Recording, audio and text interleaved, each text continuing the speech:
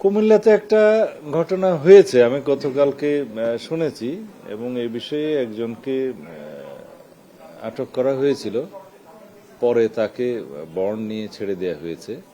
এই বিষয়টা ছিল সম্ভবত একটা বাস স্ট্যান্ডের বা বিভিন্ন রকমের যানবাহন, ছোট বড় যানবাহনের একটা স্ট্যান্ডের ইজারা নিয়েছিল, এবং ইজারার যে টাকা নির্ধারণ করা আছে তার চাইতে সম্ভবত বেশি আদায় করছিলেন।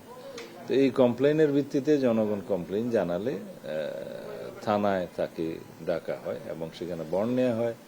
তারপরে বাস স্ট্যান্ডে ওখানে সাইনবোর্ড দিয়ে কোন যানবাহনের জন্য কত ফিস নির্ধারিত সেটা টানিয়ে দেয়া হয়।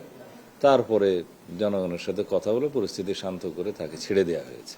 আমরা এখনো পর্যন্ত রিঅর্গানাইজেশনে আছি, আমরা রিসাফল করব, এবং যেটা মাদকদ্রব্য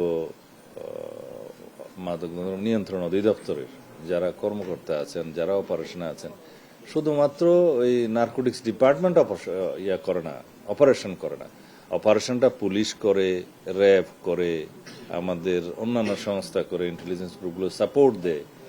এই হিসাবে আমরা দেশে মাদকের যে ছড়াছড়ি হয়ে গেছে, এবং এটা একদিনে হয়নি, এই অবস্থা থেকে আমরা নিষ্কৃতি পাওয়ার জন্য খুব জোরালো অভিযান পরিচালনা করছি। আপনারা সাংবাদিক হিসেবে আপনাদের নিশ্চয়ই এটা খবর পাওয়ার কথা। প্রত্যেক দিন আমাদের এই বিষয়ে অগ্রগতি আছে। মাদক, তারপরে অস্ত্র, চাঁদাবাজি, এই সব বিষয়ে আমরা একই সাথে যৌথ অপারেশনও করছি, আবার পুলিশ নিজেরা অপারেশন করছে, র্যাব অপারেশন করছে, অগ্রগতি আছে। এগুলাই তো বিশেষ অপারেশন করছি। মে মাসের 1 তারিখ থেকে আমরা শুরু করেছি, সারা দেশেই চলছে। তো এখন মাদকের সাথে যারাই জড়িত, এটা ব্যবহারকারীকে না ধরে আগে যারা মাদক ব্যবসার সাথে জড়িত, যারা বড় চোরাচালান করে, সীমান্ত দিয়ে হোক, এখানে হোক, ভিতরে হোক, তাদেরকে আমরা আটক করার ব্যবস্থা করছি। এমনিতে যারা নেশা করছে তাদের তো ধরাটা ইজি, সেগুলো আছে। রোহিঙ্গা ক্যাম্পের ভিতরে বাইরে এটা আইনশৃঙ্খলা পরিস্থিতি নিয়ন্ত্রণে আনা এবং ম্যানেজমেন্টের বিষয়, আর ওখানে যৌথ অপারেশনের বিষয়, যে জয়েন্ট ফোর্স কিভাবে অপারেশন করবে, রোহিঙ্গা কেন্দ্র অভ্যন্তরে তার ডিসিপ্লিন কি হবে, লিডারশিপ কি হবে, এই সমস্ত বিষয়ে কথা হয়েছে। এটা এখানে এর বিস্তারিত কিছু বলার নেই। আমরা লক্ষ্য করেছি সারা দেশে এবং পুলিশ বাহিনীর মধ্যে যে বিদ্যমান তাদের পোশাক আছে, এটা নিয়ে কেউ সন্তুষ্ট না, এবং এইটার যেটা দৃশ্যমান যে এই পোশাকটা আসলে ওয়াইডলি অ্যাকসেপ্টেডও হয় নাই, মানানসই না শুদ্ধ বাংলায়। তো সেই জন্য পুলিশ বাহিনীর আবেদনের প্রেক্ষিতে আমরা বিষয়টা বিবেচনা করেছি যে এই ড্রেসটা কিভাবে হয়। তা আমরা একটা ঐতিহ্যবাহী ড্রেস যাতে দেয়া যায় তারও একটা অংশ বিবেচনা করেছি। আমরা আগের যে উপর মানে শার্ট, যেটা কি বলবো, উপরের অংশ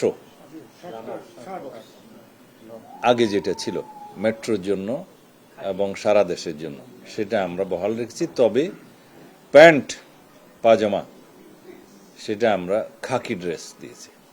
এই হিসাবে তাদের সাথে আলোচনা করে আমরা বিস্তারিত আলোচনা করে এটা একটা গ্রহণযোগ্য পোশাক হিসেবে দিয়েছি।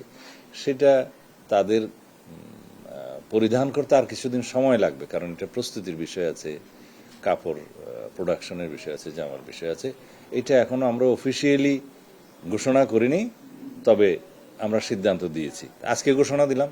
আচ্ছা, এগুলো তো সবই পুরাতন অভিযোগ, আজকে নতুন তো না।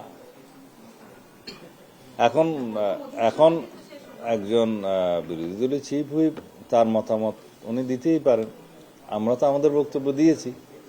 ইতিহাসের মধ্যে সবচেয়ে সফল অধিবেশন ছিল এই অধিবেশন। দীর্ঘ 17 বছরের পরে গণতান্ত্রিকভাবে নির্বাচিত এই পার্লামেন্ট, এই পার্লামেন্টের প্রথম অধিবেশন ছিল সবচেয়ে লাইভলি, ভাইব্রেন্ট, এবং এই পার্লামেন্টের কন্ট্রিবিউশন ছিল ইতিহাসের মধ্যে সবচেয়ে বেশি আইন প্রণয়ন হয়েছে এই পার্লামেন্টে, সবচেয়ে বেশি বিতর্ক না হলেও সৌহার্দ্যপূর্ণ পরিবেশে বিতর্ক হয়েছে এই পার্লামেন্টে। এখানে পজিশন ছিল, অপোজিশন ছিল, সবার বক্তব্য ছিল, কিন্তু ভ্রাতৃত্বপূর্ণ একটা সম্পর্ক ছিল, সৌহার্দ্যপূর্ণ সম্পর্ক ছিল। তো সুতরাং সবকিছু মিলিয়ে আমরা কোনো কোনো সময় বিরোধী দল এবং সরকারি দল মিলে একসাথে কমিটি করেছি, সেটা জাতি দেখেছে এবং জাতীয় ইস্যুগুলোতে আমরা একসাথে কথা বলেছি, ঐক্যবদ্ধ হয়েছি এবং বিভিন্ন বিষয়ে মতবিরোধ থাকতেই পারে বিরোধী দল এবং সরকারি দলের মধ্যে, সেই মতবিরোধগুলো তারা প্রকাশ করেছে, আমরা আমাদের মত দিয়েছি। এই ডিবেটটা তো হবেই, এই দ্বিমত এবং ভিন্নমত পোষণ করার জন্যই তো গণতন্ত্র। তো সুতরাং তার বক্তব্য তিনি দিয়েছেন, আমার বক্তব্য আমি দিলাম।